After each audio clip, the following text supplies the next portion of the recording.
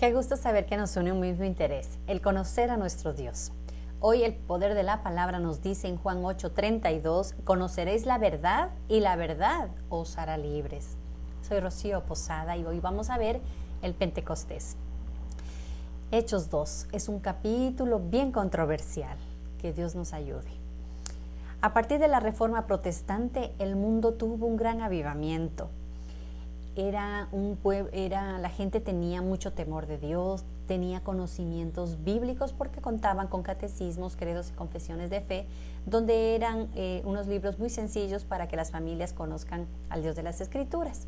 Bueno, pero al finales del siglo XIX empieza a haber una variedad de sentimientos liberales. En Italia, en Alemania se levantan detractores que rechazaban los estudios teológicos y se vuelcan a las emociones.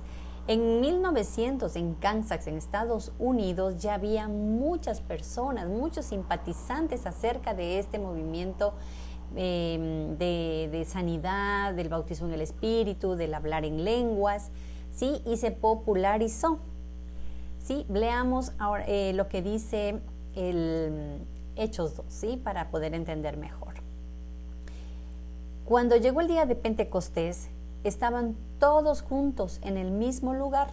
De repente vino del cielo un ruido como el de una violenta ráfaga de viento y llenó toda la casa donde estaban reunidos.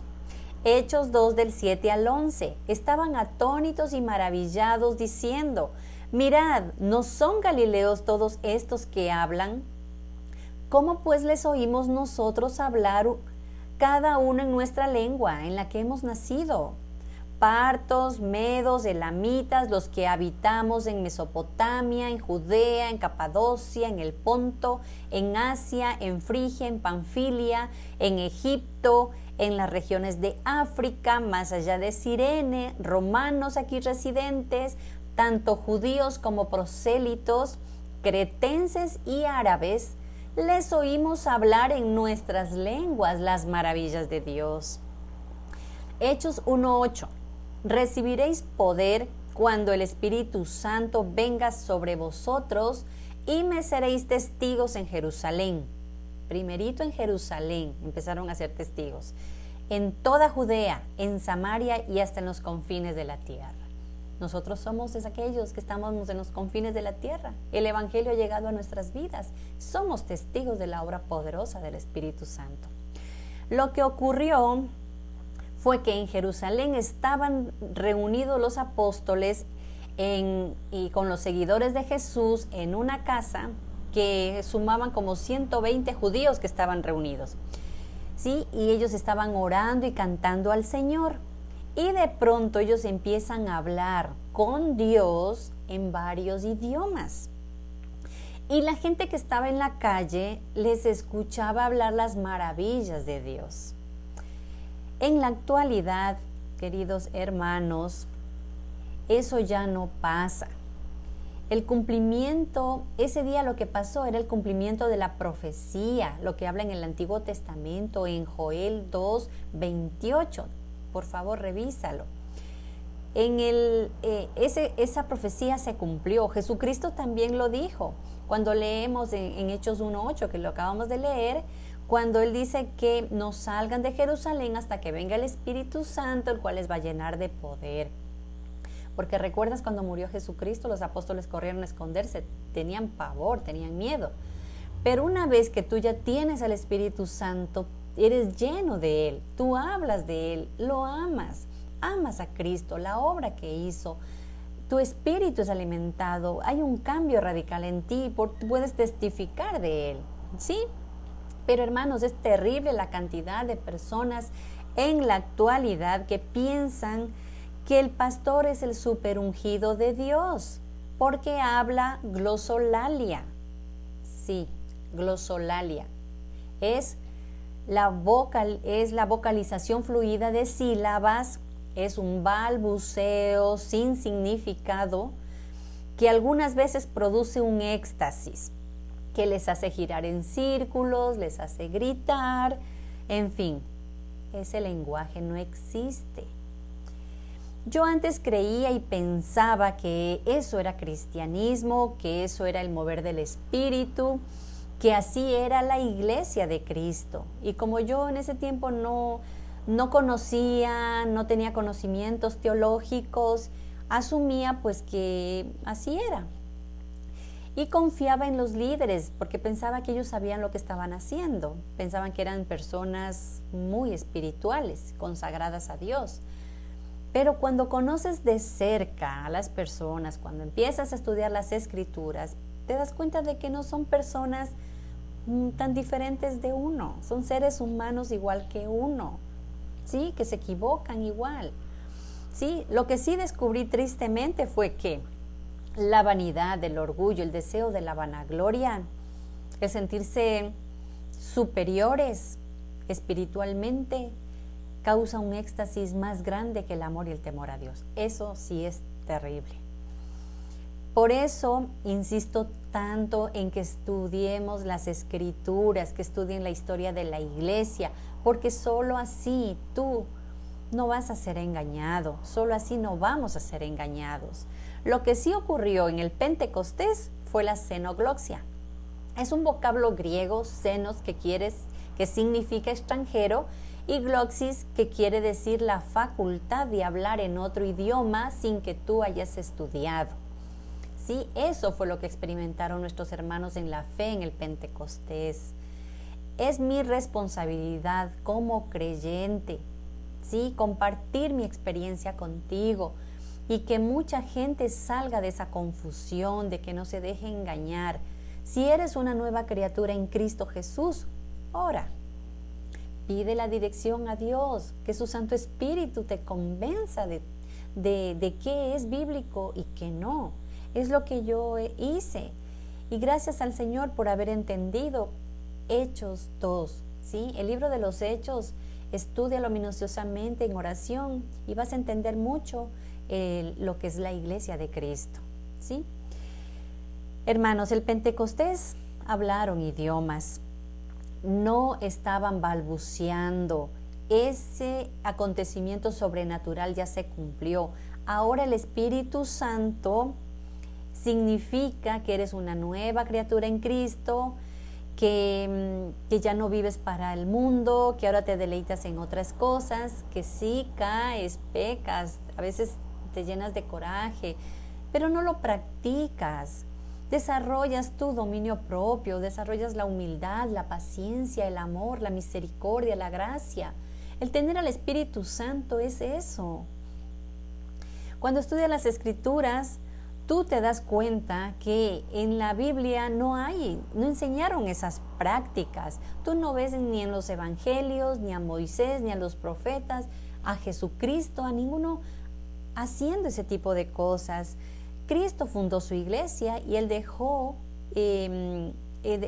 instrucciones claras con respecto a cómo se debían hacer las cosas, qué es lo que enseñaron por siglos. El orden en la iglesia siempre fue así antes. Es de un tiempo acá, de unos siglos, de unos años acá, que se maneja totalmente diferente. Hay más mundo dentro de la iglesia ahora, tristemente. En algunas, no todas. Hay iglesias decentes. Hay iglesias que hay temor santo del Señor, que van a la Escritura y se rigen bajo las enseñanzas bíblicas.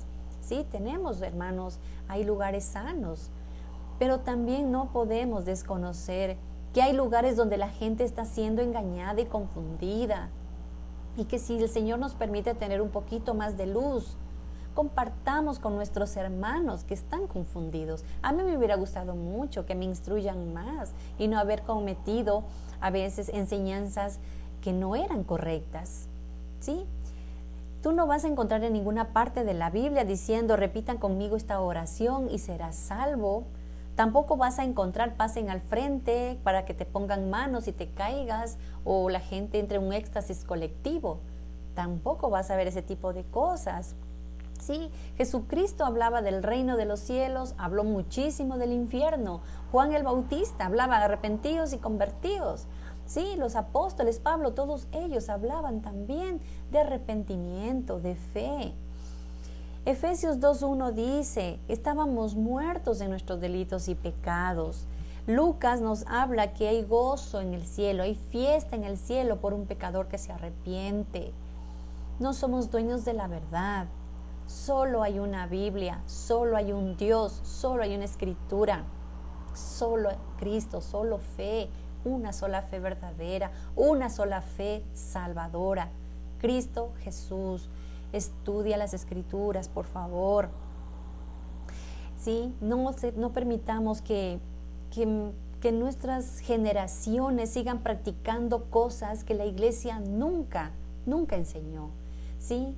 Una cosa es la xenoglosia, otra cosa es la glosolalia. Nosotros, lo que experimentaron nuestros hermanos en el Pentecostés fue eso, fue xenoglosia. Ellos nunca habían estudiado un idioma y de pronto hablaron en otro idioma las maravillas del Señor, porque eso tenía que cumplirse. Ya estaba profetizado en Joel en el Antiguo Testamento. En el Nuevo Testamento eso era un acontecimiento que se cumplió. Esa maravillosa inauguración, por decirlo así, del Espíritu Santo llegó, se cumplió. Es como que dijéramos ahora tenemos que esperar 1000 años más para que otra vez venga Jesús, para que otra vez muera en la cruz. No, ese acontecimiento ya pasó. Jesucristo vino porque tenía que salvar a un pueblo. Vino, murió en una cruz, ¿sí? Para dar salvación a muchos a través de su sangre. Muchas cosas del Antiguo Testamento se han cumplido en el Nuevo Testamento, y lo que pasó en el Pentecostés, eso ya se cumplió. El Espíritu Santo hoy en día nos redarguye de pecado, nos muestra lo miserables que somos, lo vanidosos, lo orgullosos que somos. ¿Sí? Yo solo le clamo a mi Señor que nos llene de más valentía, que nos llene de más amor por las almas perdidas, y sobre todo por mis hermanos que están confundidos, que piensan que rodar por el piso, que hablar, que balbucear cosas son cosas espirituales. Eso no tiene nada de espiritual. Si tú practicas eso, arrepiéntete. Pídele al Señor. No pretendo ofenderte. Yo no soy dueña de la verdad.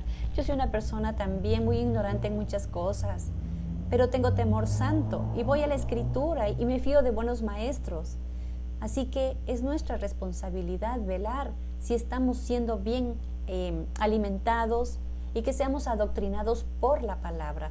Si tú aprendes algo, ve a las Escrituras, dobla rodillas, clama a Dios, y el Espíritu Santo que mora en ti, que mora en mí, nos convencerá de su verdad, de la única verdad. ¿Sí? Entonces, para despedirnos, Juan 5:39, el poder de la palabra dice: escudriñad las Escrituras, porque a vosotros os parece que en ellas tenéis la vida eterna, y ellas son las que dan testimonio de mí. Alabado sea el Señor. Te pido que me dejes tus comentarios, tus sugerencias, para que día a día crezcamos en el conocimiento de nuestro amado Dios. Gracia y paz.